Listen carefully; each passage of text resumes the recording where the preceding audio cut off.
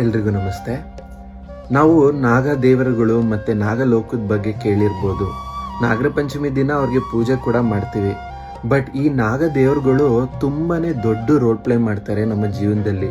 ನೀವು ಸ್ಪಿರಿಚುವಲ್ ಲೈಫಲ್ಲಿ ಪ್ರೋಗ್ರೆಸ್ ಆಗಬೇಕು ಅಂದರೂ ಅಥವಾ ನಾರ್ಮಲ್ ಲೈಫ್ನಲ್ಲಿ ನೀವು ಬೆಳಿಬೇಕು, ಎವಾಲ್ವ್ ಆಗಬೇಕಂದ್ರೆ ಇವರ ಬ್ಲೆಸ್ಸಿಂಗ್ಸ್ ತುಂಬಾ ಅವಶ್ಯಕತೆ ಇರುತ್ತೆ. ನಿಮಗೆ ಗೊತ್ತಿದೆಯೋ ಇಲ್ವೋ, ಇವರ ಲೋಕ ಬಂದು ಪಾತಾಳ ಲೋಕ, ಅಂದರೆ ಭೂಮಿಯ ಕೆಳಗಡೆ ಇರುತ್ತೆ. ಅಲ್ಲಿಂದನೇ ಒಬ್ಬ ಮನುಷ್ಯ ರೈಸ್ ಆಗಬೇಕು ಅಥವಾ ಅವನ ಎನರ್ಜಿ ಜಾಸ್ತಿ ಮಾಡ್ಕೊಬೇಕು ಅಂದರೆ ಆ ಲೋಕ ದಾಟಲೇಬೇಕು.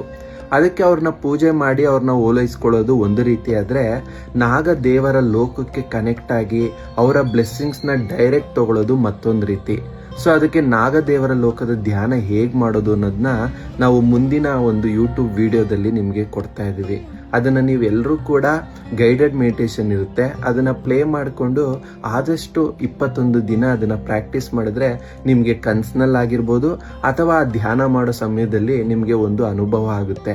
ಆ ಅನುಭವನ ಹಂಚ್ಕೊಳ್ಳು ಕೂಡ ಬಹುದು ನೀವು. ಸೊ ಆ ನಾಗಲೋಕದ ಧ್ಯಾನ ಮಾಡಿ ಅವರ ಬ್ಲೆಸ್ಸಿಂಗ್ಸ್ನ ನೀವು ಖಂಡಿತವಾಗ್ಲೂ ರಿಸೀವ್ ಮಾಡಿ.